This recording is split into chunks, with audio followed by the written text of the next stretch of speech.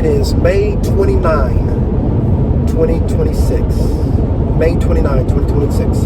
And I just wanted to say that I have launched my personal website. I've launched my personal website. Now, people launch websites all the time, and there are billions of web pages out there on the internet. But for me, this was a good moment because I last had my own personal website in 2007, and I gave it up because I did not want to spend all that time building a website.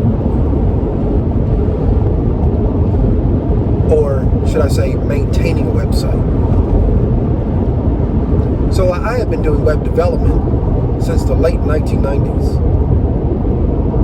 Right? I wrote my first HTML page in 1997. So I grew with the web as it was evolving. And I enjoyed that process. It led to my career in IT and software development. I had learned programming years before 1997. So I was already proficient in writing code. My first environment was Microsoft DOS and GW Basic. So you could say that for that time frame, I learned software development in a complete command line environment. So I was completely in the command line, and I was using a program, I think it was called Edit, or something like that. Anyway, it was an actual IDE in DOS. And I wrote like a graphical video game. And it was interesting.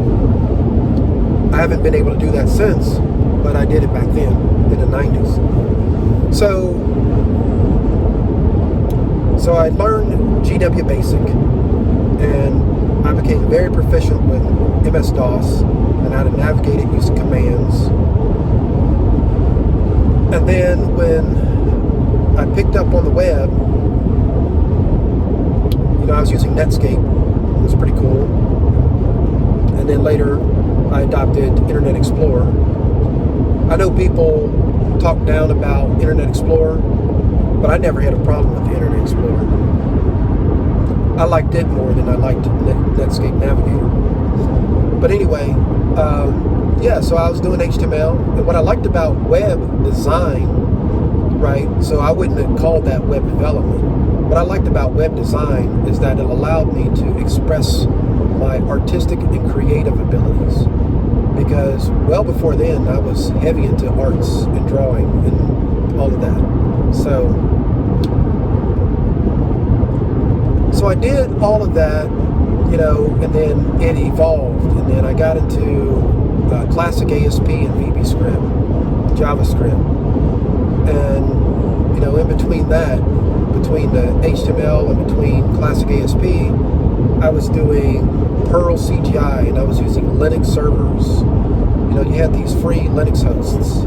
Hypermart was the one that I remember the most because I created all of these little subdomains and created all these websites. It's my biggest regret that I did not keep all of that. I just let it die off. And I didn't even keep my original AOL email address. But anyway, because I thought AOL was going by the wayside, so it was like, if I had known that they would be acquired and you wouldn't have to pay for AOL every month, then I think I would have kept it. But anyway, I eventually got turned on to Microsoft.net in the year 2000. And there was this company called Rocks. They published a couple of books on .NET coding. So I learned it early because I was already doing Microsoft ASP on IIS. So it's like that's the next logical upgrade for me. I was studying Java before then, and was contemplating a transition to J2EE. My dad gave me a copy. He bought me a copy and sent it to me. A copy of Borland JBuilder. So I thought it was cool, and I was building a desktop app with JBuilder. I could not quite grasp the concept of Java web development, but Java desktop development, it appealed to me to an extent. But I liked Microsoft more at that time. And see, my dad was into Delphi and Pascal and all of that. So I later picked up C# just on my own judgment. I didn't know anything about the person that created C#. I just said, C# looks like a good language. And so I adopted C# as my programming language, and it became my programming language for the better part of 24 years. So then, I later learned about the history of the person that created C#. Anders Heidelsberg. Anders Heidelsberg created the same programming language that my dad used. So, I thought that was interesting. And Anders Heidelsberg worked for Borland, and Microsoft hired him out of Borland, if I remember correctly, to become the architect of C#, if not .NET. So, this guy has an amazing track record of building great programming languages, to include TypeScript, which I've also learned. So TypeScript looks okay, but I kind of veered off track a little bit there, but I used ASP.NET, the successor to Classic ASP, for a long time, for more than 10 years. And I liked ASP.NET. Unfortunately, I caught large company disease. And what I mean by that is, I wanted to build websites at the scale of your Googles, your Amazons, your Netflix, all of that. So, I made my own bastardized version of ASP.NET using a part of ASP.NET called HTTP handlers. And I invented my own MVC framework.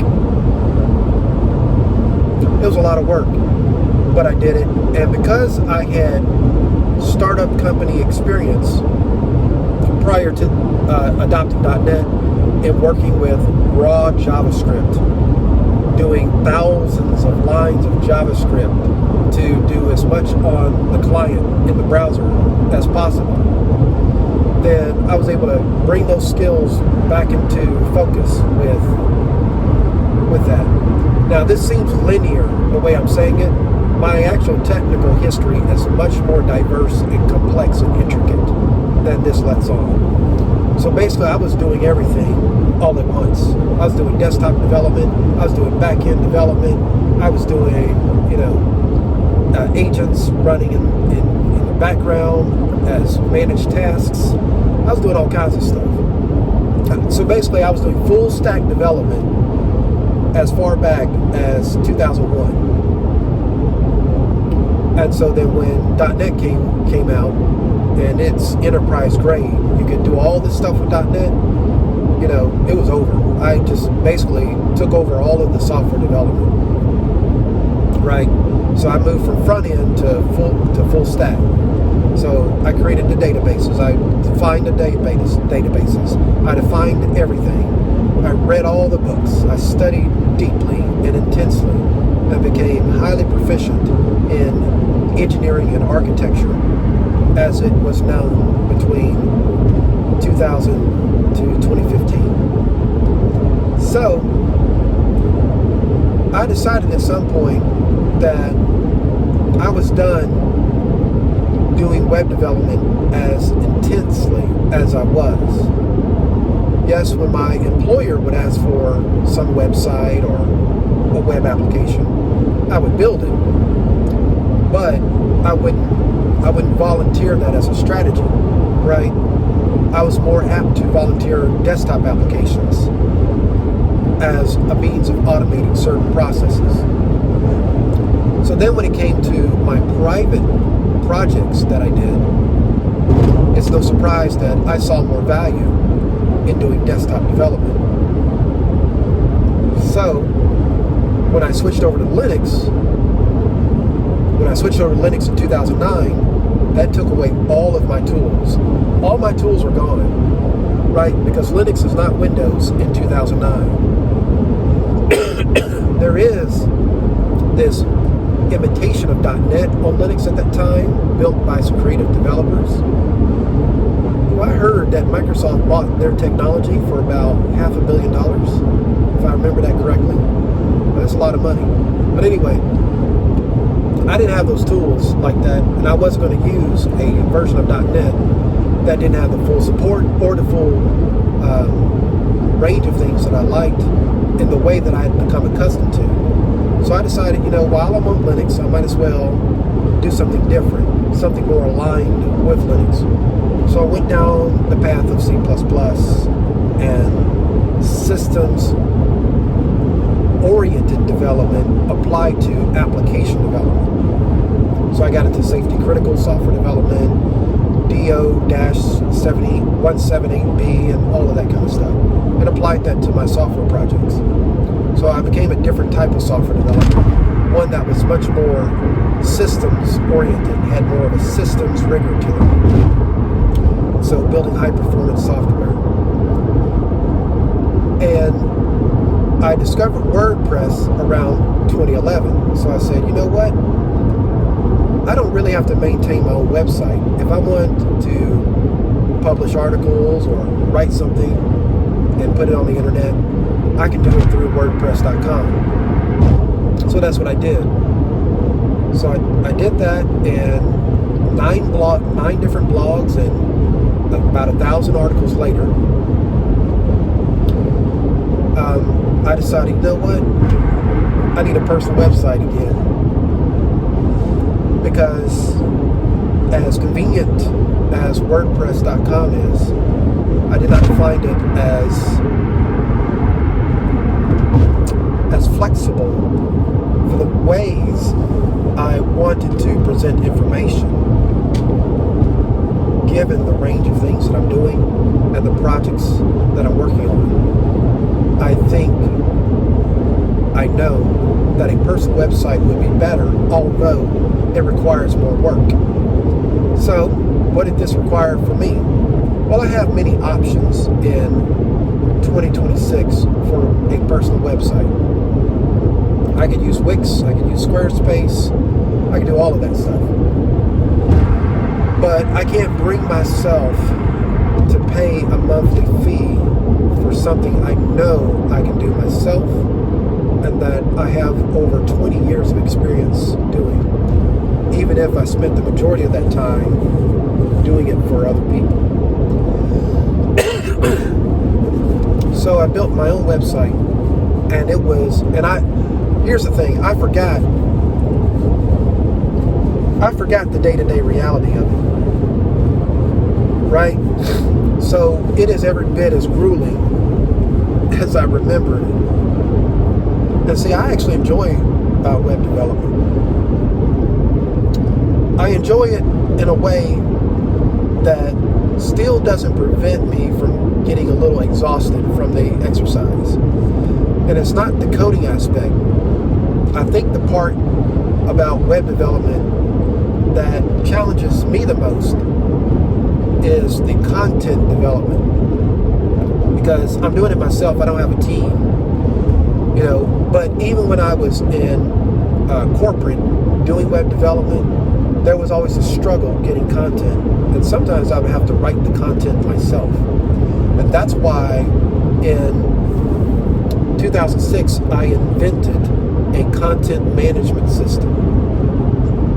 I didn't know about Dropbox or anything like that. I don't know if I would even have had the permission to have used those even if I was aware of them. But it seemed very straightforward to me to create a content management system based off of SQL Server. I used a WPF program and doing using a binary reader and writer, streamed data to and from an SQL server, a database table, a blob column with metadata attached to it. And so I could create different views of this data. I could create a view of the data that looked like a file system with trees and all that. And I did do that. I made an ASP.NET version for those that could not readily get the desktop client that I made. And I made a desktop client that had a much more rich and high performance experience. But my goal was to incentivize those that wanted me to build websites for them, whether it was public facing or internal, to just give me the content and make it easy for them to not only give me content, but maintain the content themselves in terms of uploaded files and other abstracts that I could then program the dynamic engine to render in HTML, JavaScript, CSS, etc. So anyway,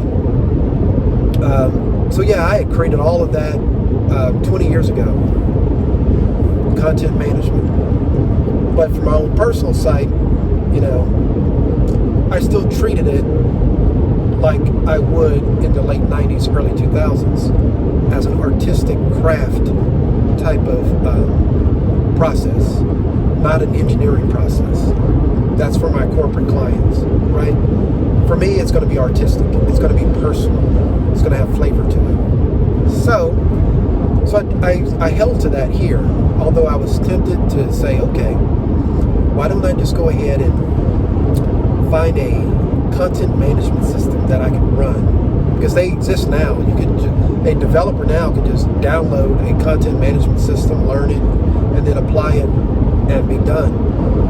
But I still don't trust that. I don't trust it for this reason. I think that the best experiences are handcrafted and curated, like you would a fine meal, a fine piece of art, a fine piece of furniture. So if you're not doing an industrial level of information disclosure, right, then there's more of a case to be made for doing something at a more craft level. So I learned ASP.NET Razor. Yes, like I said earlier, I had nearly 20 years of ASP.NET experience. I even wrote a blog post in 2015 on how to do my little custom MVC approach in Linux, no less. But I wasn't going to revisit that technology that I had put together. I was going to use the latest and greatest that Microsoft has released now that they officially support Linux. And because I am very familiar with C# and very familiar with the overall flavor of ASP.NET, even though it has changed quite a bit, it's still largely the same. And because ASP.NET Razor is the fusion of what I would call the classic web template patterns and the structure that you have with a server-driven web process, then I said, you know what, I would go with that, because I could have chosen MVC, I could have gone with Blazor, because in 2026 there are reports that Blazor is ready for prime time, and I like the idea of Blazor. once upon a time, I was a proficient Adobe Flash developer. So I was really good with Flash, do animations, all that good stuff. But my sense is that Blazor is not Silverlight, because I also deployed Silverlight as well for some clients. So I do like the technology RIVE. I like Rive. I just don't like the idea of paying a subscription to be able to edit my, to be able to ship my new creations. But I like the idea of Rive, and I think there's a lot of promise there to bring back the ethos of Adobe Flash for the web, to create something very powerful and impactful in terms of the UI and how fluid it can be and how it can flow. You know, I used to do stuff like that. Can't do it with these technologies. See, one time I had a team of developers that I was leading, and you know, I was like, hey, let's do this Flash thing. And I had actually built the UI, and it had these nice cinematic animations, and it was beautiful and all this. Well, one of the senior developers, because I was leading senior developers, it was a team of equals. Well, they're like, I don't know about this. I can't dig the timeline and the creativity and all this. What about ASP.NET? So, in order to offset a team mutiny, I had to reverse course, and from then on, everything that I did in terms of as a senior developer, it was based on what the team could actually absorb and embrace.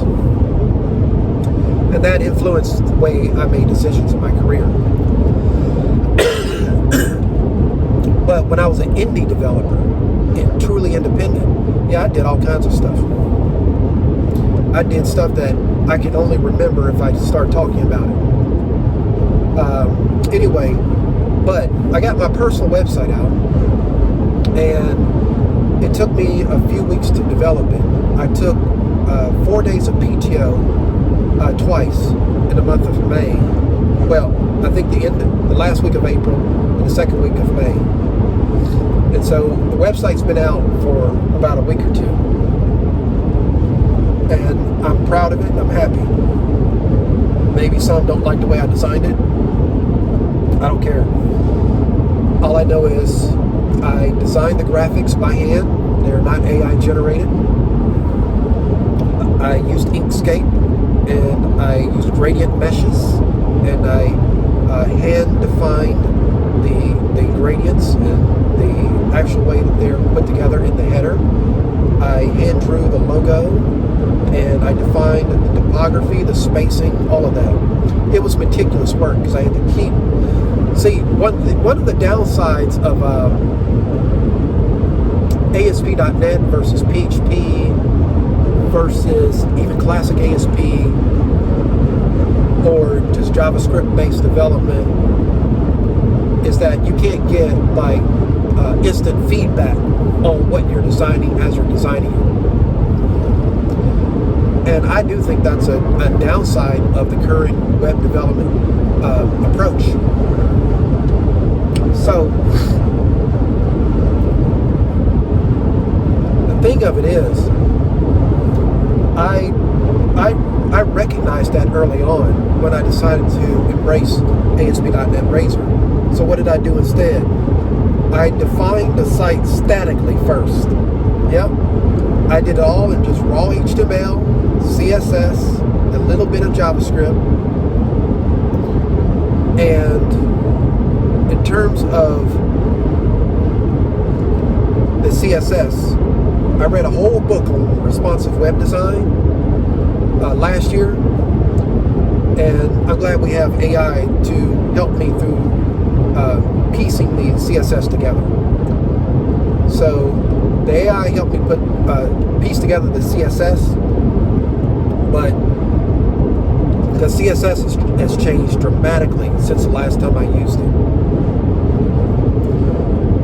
But the semantic HTML, I put all of that together, and I would have preferred to have had a purely static website. But I still have tension on that to this day, because when you put the website in a technology like ASP.NET, yes, it slows down your development. It slows down your iterations because you have to hit compile.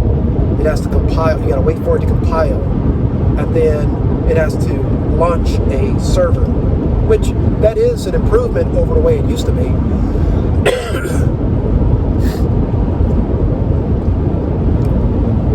Where you used to have to attach your process to a local web server. Now that you have the web server embedded, but you have to wait for it to launch, establish a port, and then refresh your browser. Now you can do some tricks with developer tools and modify some things, but it's not the same. So I think the next website that I do, I'm going to do it all statically, because I only did 3 pages statically with my personal website, just to get an idea. This is what the home page is going to look like. This is what an interior page is going to look like. This is way a in-depth content page is going to look like. Let's say a page that has a lot of content on it. And so I prototyped them, and I had them all where I could just, refresh in my browser, tweak some things in HTML, CSS, and hit refresh, just go back and forth just like that, and see the iterations. But as soon as I put it in ASP.NET, oh, that's gone. Yeah, people talk about this hot reload. I tried hot reloading, all that isn't all that. And you see some weird things that in the browser with hot reload. So it's like, no, I'm not going to do that. And it still doesn't catch everything if you have some substantial changes elsewhere. So anyway, I learned a lot in migrating to ASP.NET Razor, and I learned a lot in what do you call that? When you just take all types of concepts that you have not applied before and do it all at the same time. So in a matter of 2 weeks, well, actually 8 days, right? In a matter of 8 days, and I'm working 8 days straight, right? Well, 4 day stretches. But in a matter of 4 days, I'm doing responsive web design, right? With semantic HTML, CSS, JavaScript as it is today, and ASP.NET Razor and the configuration system, and understanding Cloudflare, right? We're up to 6. Cloudflare, Linux virtual private hosting, or Linux Cloud VPS. Setting up your own web server, which I admit I had an advantage there because I've been managing Linux virtual machines for the better part of 13 years on my own workstation. So I can handle that pretty well. And I work in a Linux environment on my local machines. But anyway, it was multiple simultaneous concepts that had to come together at the same time in order to pull this off. But the hardest part of that was writing the actual content on the pages. You ever heard of writer's block? You sit there and you're like, and then you're like, and I'm not going to ask AI what to write, because that's a no-no. What you write, you should know what you're going to write. It should come from you. That piece itself needs to come from you. So I had to really write and really put it together. Then after I wrote all the raw content, then I had AI go back and rewrite it for me to make sure it was coherent, that it flowed, that it had the right structure to it. So it did not abridge anything. It did not truncate anything. So it was the exact same volume of content. I just told it to improve the wording, improve the sequence, all of that, right? But I did all the hard work. It did the work of making it smooth and flow. And then I created a AI prompt that would, elevate the language a little bit based on ancient spiritual knowledge and understanding. So that's my my website journey in the month of May, and there's a lot more to it than that. But as much as a 30-minute discussion can be a summary, that's pretty much the summary, right? And yeah, this ASP.NET Razor site, this personal website that I have at michaelgaucher.com, I'm very proud of it, and I'm going to expand on it in the future and do some things with it. I'm exploring options. I'm considering options, as to whether or not I'm going to try to bring back Adobe Flash style web development, since the tools exist now to do that. But I haven't decided that yet. But for now, my priority is to use the website as a platform to better communicate ideas and consolidate a variety of things that I have spread all over the place. I got stuff in GitHub, I got stuff on Quora, I got stuff all over WordPress, I got stuff all over YouTube, and it would be nice to have a place where all of these things can come together in one good overall package. And take it from there.